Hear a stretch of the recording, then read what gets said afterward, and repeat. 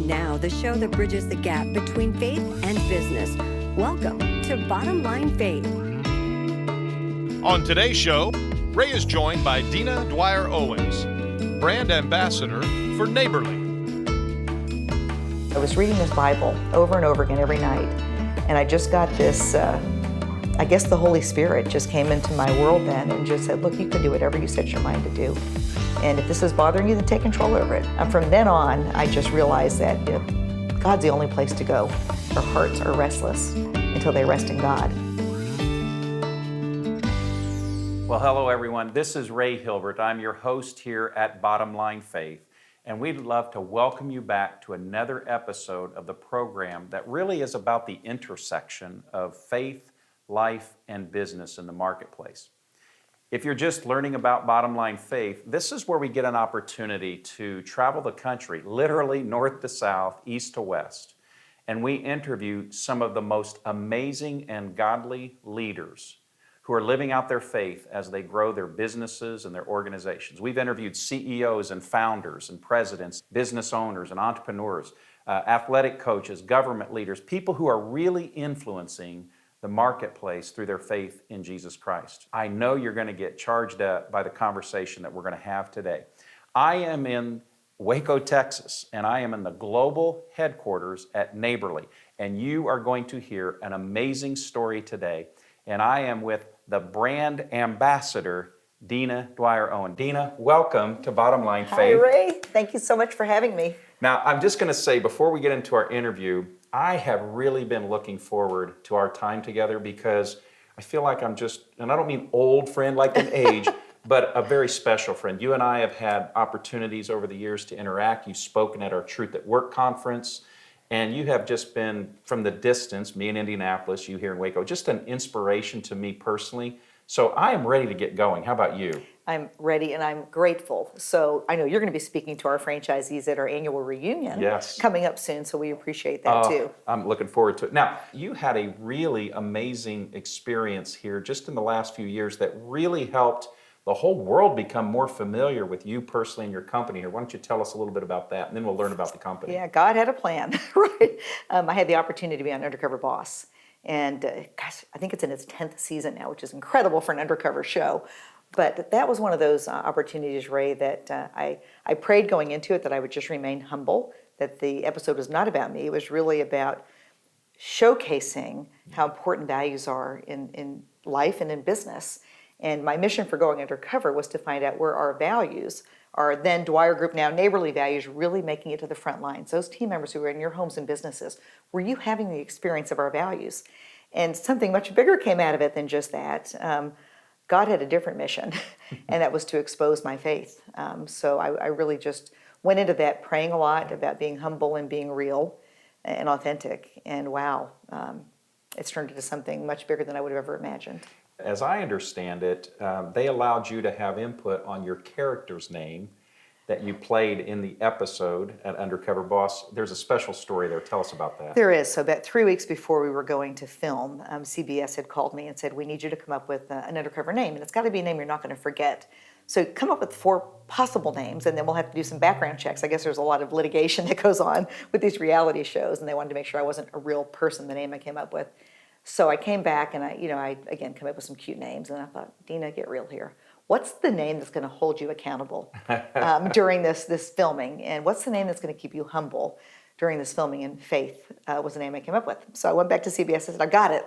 4 names: Faith Brown, Faith White, Faith Black, and Faith Jones. They're like, okay, so you like Faith, we get it. And Faith Brown actually was available. Yeah. So I became Faith Brown. What was that like? The crews, we've got crew here today, of course, filming, but what was it like having the crews follow you around? And what did you learn about yourself? What did you learn about your company as a result of that experience? Incredible. First of all, the logistic team members are amazing. I had no idea how hard the folks work behind the scenes, including the 2 wonderful gentlemen here today. So that was a big learning for me. It's just a real appreciation for them. But a couple of things, Ray. I would say number one is I always knew that our frontline team members across our Neighborly brands worked hard, and some of the jobs are very dirty. But I got a whole new appreciation for just the work that they do to make us more comfortable in our homes and businesses. And even today, as I'm driving to work and I'm driving by some construction workers, I'm praying for them because I just didn't have quite the depth of understanding until I was out there doing some of the same work that they had to do in the extreme temperatures. That was in the summer and it very, very hot, but they do this in the very, very cold temperatures too. But it's what they do every single day to make us more comfortable. So big appreciation there. But another thing that really hit home with me is the awesome responsibility we have as leaders. Yeah. I had the privilege of being able to come back to Waco, Texas at the end of the filming, and the producers let me go to church. And I walked into that church and I basically fell apart because I was just weighted down with this huge responsibility we have as leaders to lead by example, and bringing our faith into the workplace as a critical part of leading by example. So, that was And it's coming back to you right now. Oh, it is. That was overwhelming, and all of us are leaders, and we all have this amazing responsibility. We sure do. And so we are here in Waco, as I mentioned a moment ago, and the company is Neighborly. And I just want to make sure I get my numbers right here, so you can correct me, right? Because they're moving all the time. But we're a global brand, right, with 22 franchised service brands in excess of $2 billion, with a B, dollars of annual sales. Did I get that part right? You did, and that would be $2 billion in system-wide sales, so that's the System-wide, collective sales of our franchisees. Okay. But that was not always the case. We are in a very special room here. Why don't you tell our viewers and listeners where we're sitting and a little bit about the early days of the company? Yes, we're in the Don Dwyer room. So this area used to be my father's office, and he founded the company in 1981. Died of a sudden heart attack in 1994 after just taking the company public in 93. Wow. Only 60 years old. I think it says a lot about him that we've led this company 38 years later now after the death of a founder. So this room is very special. This is where the vision happened. And Don Dwyer actually had a vision for having a collection of franchise companies serving the same customer base. And today we're now called Neighborly, which is just that, the collection of franchise companies, the 22 brands now serving millions and millions of customers in their homes and businesses. And I'm sure just it would be very difficult to cite all 22, but maybe just give our Test me, yeah. maybe just give our audience a sampling of the types of home services that we're talking about, or maybe even a brand or two that Sure. they might be familiar with. The flagship brand is Rainbow International, which is a restoration and cleaning company, so primarily fire and flood restoration work, as well as carpet cleaning. And then the latest business we just acquired was Dream Doors, and it's in the United Kingdom. And so that goes in and refaces basically your kitchens.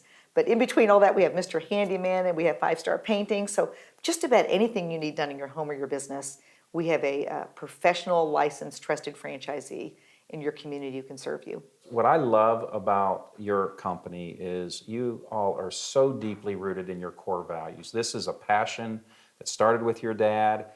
You're obviously carrying this on. So why don't we talk a little bit about the core values of the organization? In fact, folks, if you're not familiar with Dina's book, it's called Values, Inc.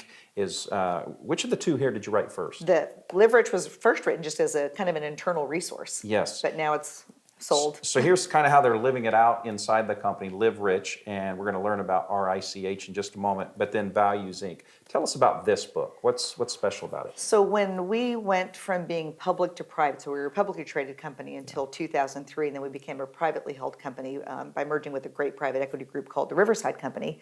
We grew overnight by 1,200 employees because we acquired a very large company. Mm-hmm. And one of our challenges was how do we indoctrinate all of these new employees and franchisees, future franchisees, into our culture? It's hard. Mm-hmm. And so one of our associates actually said, why don't we write a storybook? And that's where the book Live Rich came from. And Rich stands for our core areas of our values. R is for respect, I is for integrity, C is for customer focus, and H is for having fun in the process. So we say that we live rich here at Neighborly. It's not about money initially. At the end of the day, yes, we are in business to make a living. Yeah. But it's about how we treat one another with respect and dignity. So this book was written really for internal purposes. And then there were people in franchising, friends of mine, who said, I'd like to kind of share that same message with my team members and create our own values. And it's even gone to Capitol Hill now. I'm proud to say that we're making a little bit of a dent with some of the representatives on Capitol Hill.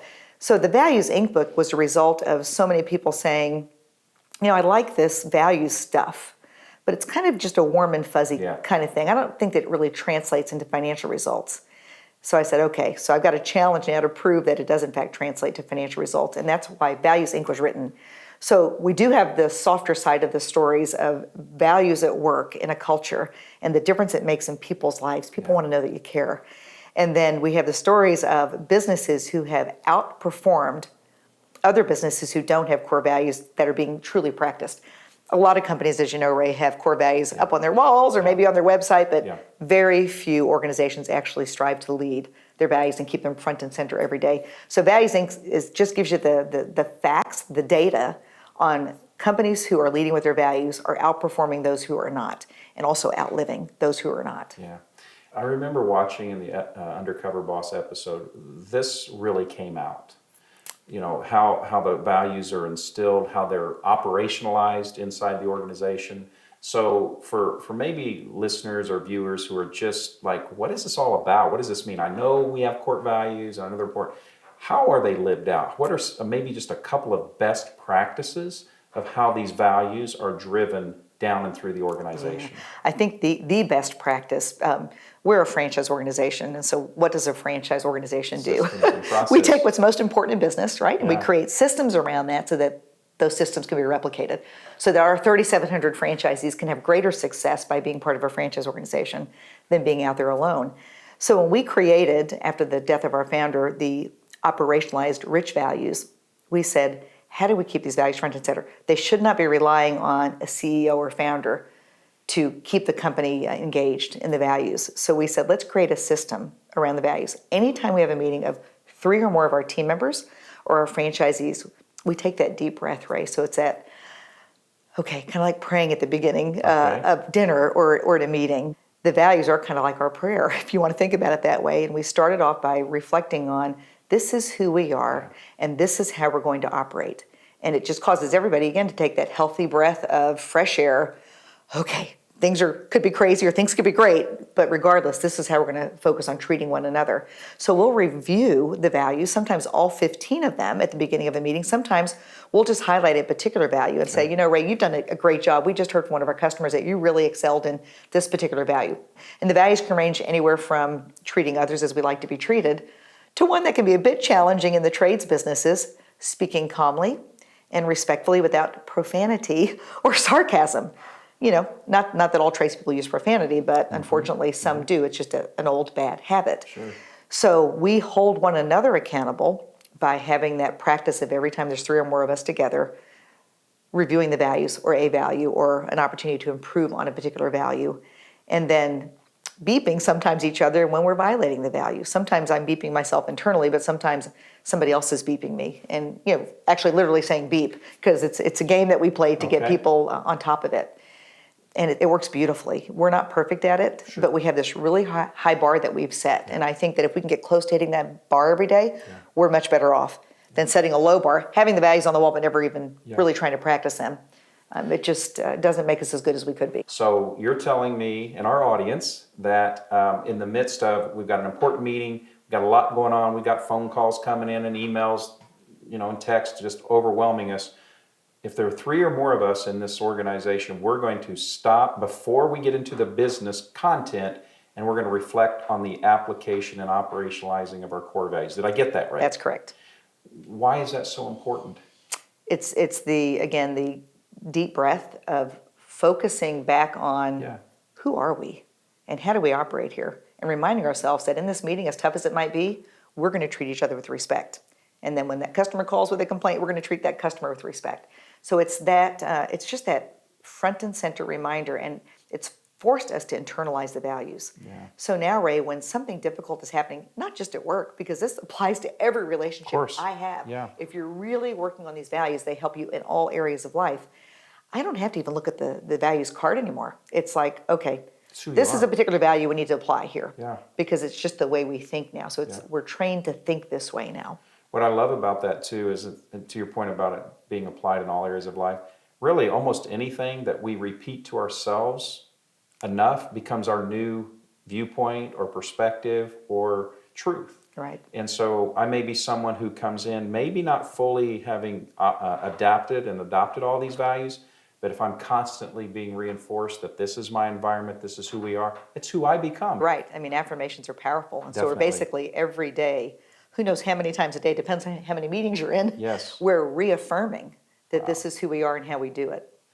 Well, it's a lot of work, but it's obviously worth it. It's worth it. And at the end of the day, it's less work once it's in place, because you just minimize the drama and the waste that goes on in organizations. Yeah, absolutely. Any kind of an organization, right? Even non-for-profit. Yeah. There's probably some churches and ministries and all And sorts schools. of businesses Oh, yeah. that Yeah, we yeah, could yeah. take this to. That's fantastic. So I'd love to talk a little bit about your personal faith, if we could. You mentioned faith as your character Right. and undercover boss. Where did that deep faith come from, and how does it affect you on a daily basis? I would say that my mother primarily grounded me in my faith. My father was so busy trying to provide a living for us. He did go to church with us, but my mother was one who made sure that we went to our CCE classes, our catechism classes, and really went to church every Sunday. So she really made sure that we focused on saying please and thank you, and those things that are all biblically based. And then there was a point in time when I was a junior high student, and somebody had given me a Gideon Bible.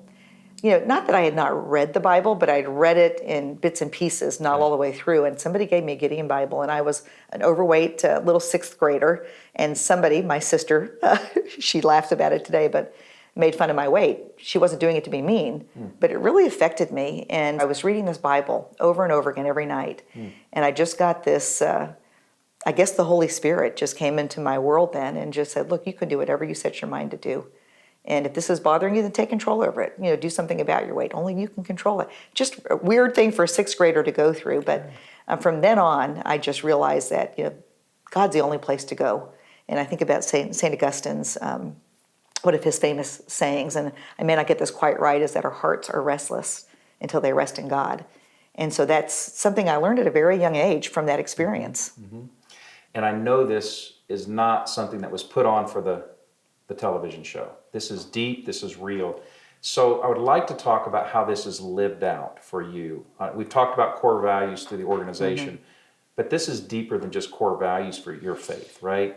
So as you think back over the course of your career, how has your faith shaped your business decisions? How has your faith got you through some of those difficulties? And if maybe a tough time in your career comes to mind to share with us, I'd really like for us to uncover what's your faith like in business? Pray, pray, pray. One of the things, I don't know how people make it, Ray, without having a strong faith. I mean, the world is a tough place to be. Absolutely. So it's all about our habits, I think. So before I even get out of bed in the morning, I count my blessings. I have so much to be grateful for. And I've been all over the world, and I've done some mission work as well. And I just know there's so many things, even my pillow that I had my head on this morning, something I have to be grateful for. It's funny the things that I think about sometimes, but it's so true, isn't it? And then I get up and I typically go to Mass first thing in the morning. So one of my habits is to put myself in that quiet place with God. Some people are great at doing it at home. I just happen to be one of those ones who's too OCD at home. And I'm not very good at getting quiet at home, even with the kids gone. Yeah. So I put myself in a place, which is church for me. And no matter where I am in the world, there's always a church I can go to. But that's my habit is daily Mass, almost every day. And then there's other things. My husband and I have certain scriptures that we follow and we read together every morning. And then before we go to bed at night, there's a certain habit that we have, examination of conscience and just things that we do. So I think it's really all about our personal habits. And in the work world, it's just reminding myself about seeing the beam in my own eye and realizing that it's just a splinter in somebody else's. Because anytime that I'm feeling like I'm starting to judge somebody else and they don't have it right and I know better than they do, I really tried to, especially the last 5 years, I've gone from being CEO now to I was chairwoman and then co-chairwoman and now brand ambassador, purposely trying to be more part-time, but helping others get into the role to lead. Not that I had to help them. I mean, Mike Biddle's doing an amazing job leading the company, does things differently than I would, and that's when sometimes the judgmental eye comes out and I have to say, wait a second here, get the beam out of your eye before you start judging somebody else. And so it has been, especially, it's funny, the last 5 years has been a real challenge in so many ways, but strengthened my faith life because I've had to just pray more for conversion apart from myself and for those around me that maybe we don't see eye to eye all the time. It sounds to me, Dina, it sounds like your faith is growing because you're taking your hands off of things. Trying to take my hands off of things. It's a hard thing to do, right? It's easier to be in control or think you're in control. I'm learning a lot. It's all an illusion anyway, It the whole is. control thing. It is. As you think back over the course of your career, could you maybe share a time, maybe a really difficult season in business, maybe a really difficult decision that you had to make, and specifically, how did your faith pull you through that? Wow, there's a number of those stories, but the one that jumps out at me is, so our founder died in 1994 after just taking the company public. We did the best that we could to keep the company growing. Yeah. We probably overinvested in infrastructure at that time. We were a lean company, then we became a little bit too heavy in infrastructure. And so in 1998, our company was losing $1 million a year. We're publicly traded. Could you imagine how the shareholders were feeling? And we had to make a big decision. We are a people-intense business. We don't have a lot of buildings and stuff. I mean, we have a big campus here, but overall buildings is not what we're invested in. We're invested in people. The only way to reduce our overhead by $1 million so that we could get back to making a profit again was to get rid of $1 million in people. And I can't think of one person on our team that deserved to be let go. So prayer, I mean, I was up praying 2 weeks in a row probably. I spent more time praying than anything else. But God led me back to our company's vision. And our vision was to be a world-class company admired for the excellence that our customers, franchisees, and associates experienced with us. And so the message to me was, how do you provide these folks a world-class experience even though you're going to have to let them go? And our team did an incredible job of brainstorming, how do we do that? And the good news is, as hard as that was, 9 out of the 10 folks came back and said, I am so grateful for the way you guys handled us. You couldn't do anything else. You had to do that because the company would have not survived had you not. Yeah. But the way you handled it was beautiful. So the decision really was a result of prayer and just praying through this terrible time, or it felt like a terrible time. Right. But again, the folks, 9 out of 10 came back and just thanked us for the way we handled it. Yeah, and much of our audience here at Bottom Line Faith, they're business owners, business leaders, and they're faced with some of these same decisions. And sometimes they're challenged like, well, you can't do that. You're a Christian, right? You can't fire people. You can't let them go. But you really can, because if you do it with honor, you do it with dignity and integrity and treat them right, that's still honoring God in the process, right? That's right. Well, and it's either, the handful of people who you've got to terminate or it's 200 other people who are going to lose their jobs if we don't do that. So as you think back over the course of your career, you shared with us a difficult decision that you had to make among many, but what's a lesson you've learned, a mistake that you made, and it's like maybe you could pass it along like, hey, folks, learn this, don't do this, or do this. Does something come to mind, a lesson learned? Oh, lots of mistakes, but the actual one that I'd like to share is just having somebody on the team who did not live our core values. Okay. A high-level executive running a division that we did not have experience with. And my gut said, this gentleman is not right for us. And yet I allowed others to convince me, let's keep working with him, let's keep working with him. But he was not living up to our values. And our values, if you think about it, are all biblically based. You could tie our values to many parts of the Bible. In fact, we've done that before. So I guess the lesson learned is that always listen to your gut. You have a certain name for that. Maybe you'll share that with us. But your gut is God really saying, or at least my experience is really saying, don't let this go on. This is not right. This is not good. Don't let other people convince you that it is. When you know in your gut that this is not right. So that's just a big lesson for me. And the few times I've made terrible mistakes, I look back and I think, I knew going into that it should have been something different. And yet I went with something that somebody else encouraged me to do. Yeah. I think what you might be referring to, I've had this kind of statement for a long time. It's like, you know and you're knower. You know and you're knower. Right? God's placed that inside of us. It's that still small voice. And for me, it's like sometimes it's when I'm driving by and maybe seeing someone who's on the side of the road asking for money. Sometimes I give, sometimes I don't. I really try to follow that prompting, that knowing, hey, this one, yes. And maybe I miss it sometimes, and we all do, right? But that's what you're talking about, is follow that prompting. Because it's very likely God's speaking through you. It's right? It's right, and I would have saved a lot of heartache had I just listened to that. Again, it was centered around the core values that was proven out over time. This isn't a fit. That's right. Okay, very good. And so this is kind of a crazy question for you. If you could sit down with the 20 or 21-year-old Dina, what would you tell her? I would say communicate with love. So one of the things that I probably could have done as a younger person is listened better, for sure, right? Because I think that I had all the answers when I was young. My social life was one of the most important things to me back then. Yeah. Today, my faith is what's most important. But I think that communication is so important. I think in any relationship that's failing, it's because communication has failed. And sometimes communicating with love means you have to have those tough conversations and not be afraid. And that's something I would have told myself is don't be afraid to have those tough conversations. Okay, so that would be how you'd advise yourself to speak truth in love, listen more, but when you speak truth in love. Right. Very good. So I'm curious, tell us more about this brand ambassador role, because you mentioned a moment ago you were CEO and co-chair, chairwoman, so forth.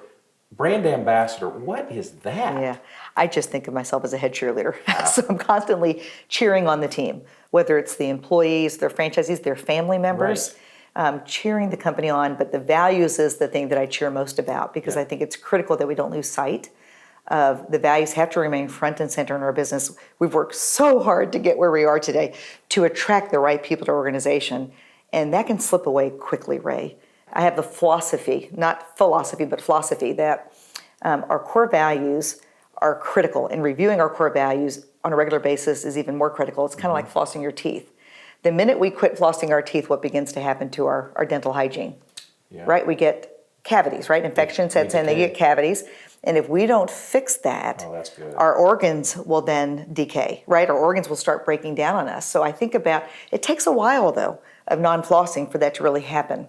And in an organization, when you start getting away from your core values, and maybe you're brushing your teeth so it's kind of shiny and pretty on the surface, but you're no longer flossing and taking that extra effort to really review your values in detail on a regular basis and live them and hold each other accountable, then you can end up having disease, and infection, and even your internal organs of your organization beginning to fail. Yeah. So that's I'm cheering for that not to happen. Oh, I think that is so good. And so let's just for a moment assume there's somebody watching this right now, there's somebody listening to this conversation, and they're discouraged around the topic of, I've got these core values in my company, but I really don't apply them. I don't know what to do with them. So cheerlead for that person, Dina. Encourage. What advice would you have for that person? It's like, what do I do with this? I've got the words on paper, and I actually believe them, but I don't know how to live them out. Yeah. I would say create that system around how you're going to keep those values front and center every day, and borrow our system.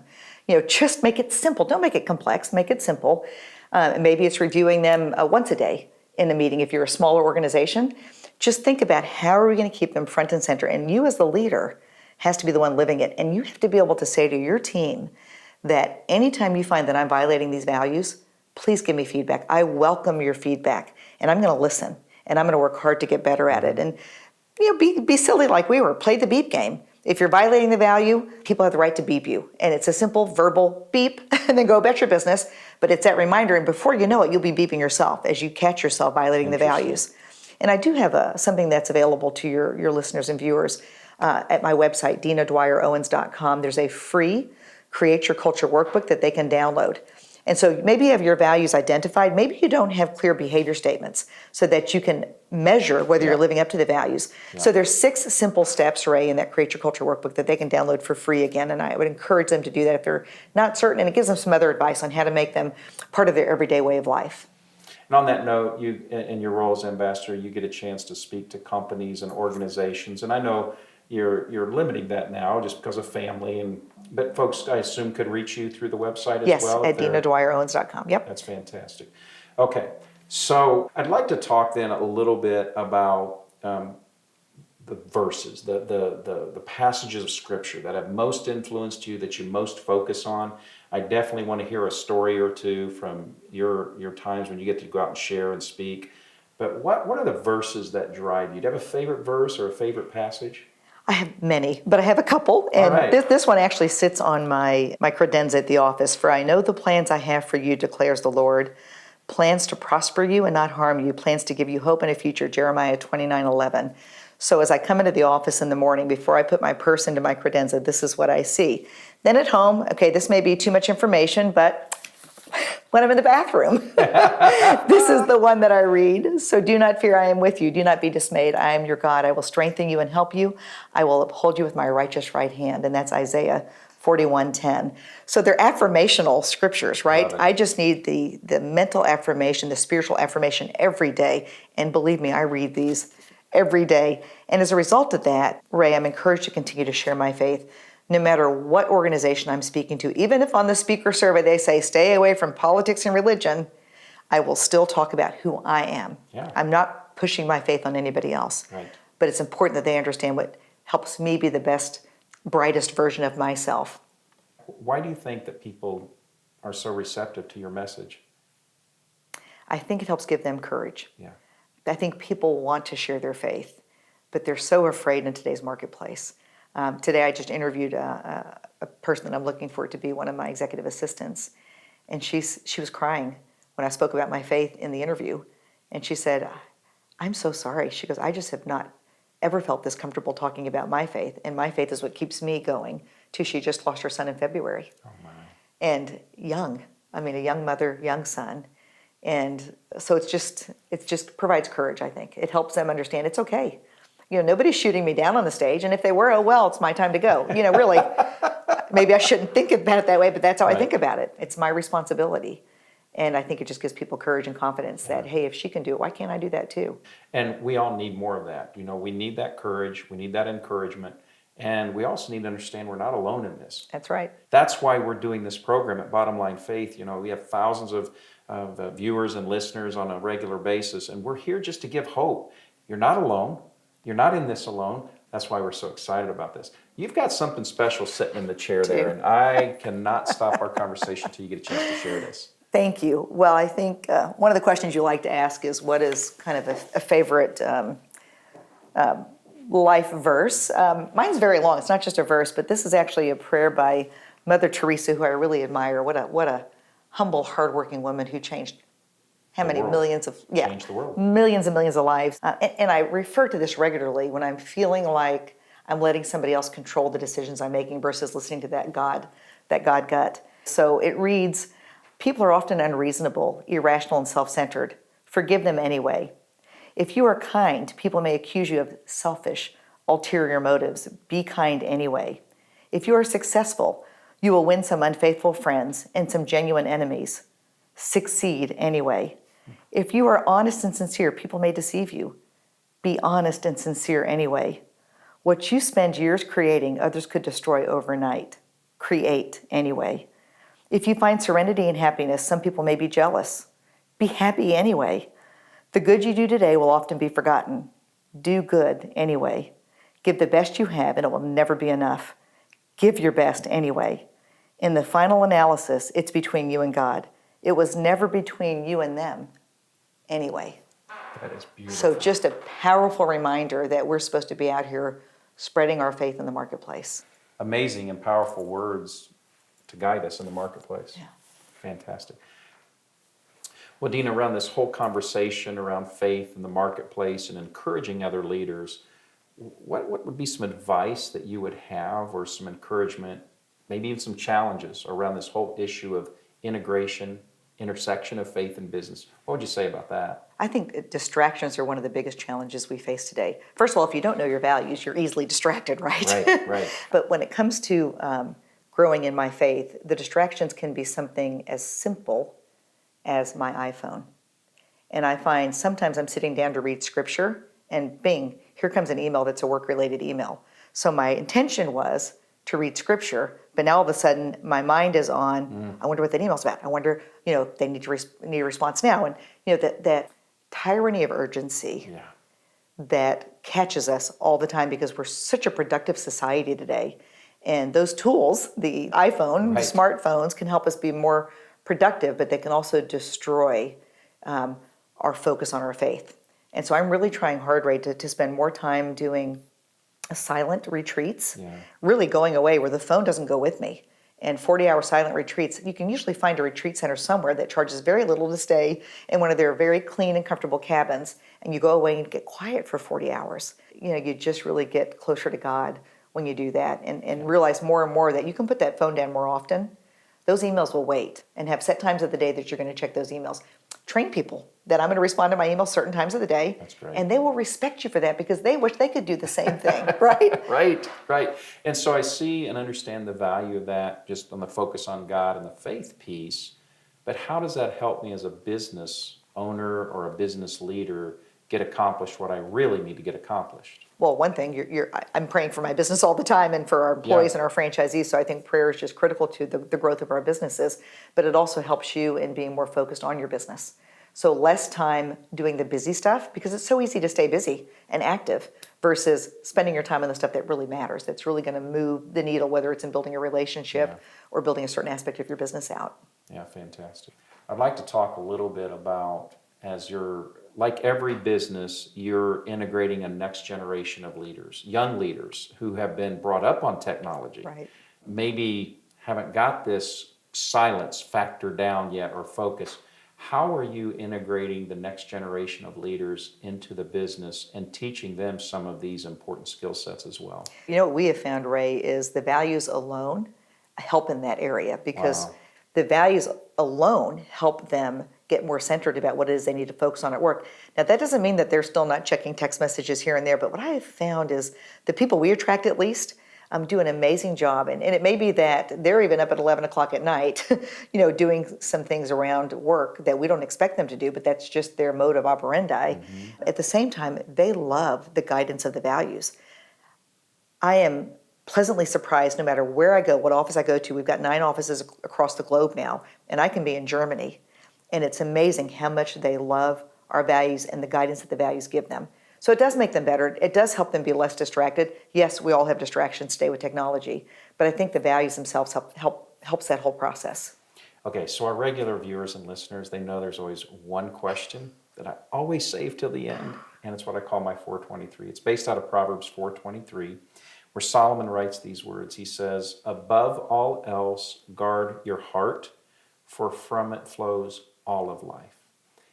So Dina, what I'd like you to do is I'd like you to maybe think about, you have a chance to gather your family, your friends, your loved ones, those who are most precious to you, and you have one piece of advice, your above all else advice. For our audience, if you would look in that camera right there and fill in the blank, above all else. Lead and live with your values. I think it's critical, and our values usually tie right back to our faith walk and our faith life. So lead and live with your values. That is short and powerful sweet, and to the point. And you've lived your entire life. And God's trying blessing to, the company, right? Not perfect. Oh, He is blessing the company. In the last 4 years, we've grown 125%, Ray, and we're a 38-year-old company. Fantastic. That just doesn't happen without values. Yeah. But live and lead with your values. With your values. Well, friends, I can certainly believe I speak for you. I know I'm speaking for myself when I said this is an amazing leader that we've just heard from in Dina Dwyer-Owens here at the Neighborly Group in Waco, Texas. A godly woman who is not perfect, as she shared, had many examples of successes and failures, but as living out her core values through her faith, as well as driving these core values throughout the entire organization. And we're seeing God's anointing on her and this amazing company. I want you to check out Neighborly, and you are going to learn all about their 22 brands. And go to DinaDwyer-Owens.com. You can download some resources there that Dina has offered up. And we just want to thank you for listening or viewing this episode at Bottom Line Faith. We trust that you've been encouraged as she has shared her faith and the living out thereof in the marketplace. Until next time, I am your host, Ray Hilbert, encouraging you to live out your faith every day in the marketplace. God bless, and we'll see you next time. Bottom Line Faith is brought to you by Truth at Work. If you'd like to hear about new episodes or listen to past episodes, visit us online at bottomlinefaith.org. You can also subscribe to the show through Google Play and iTunes.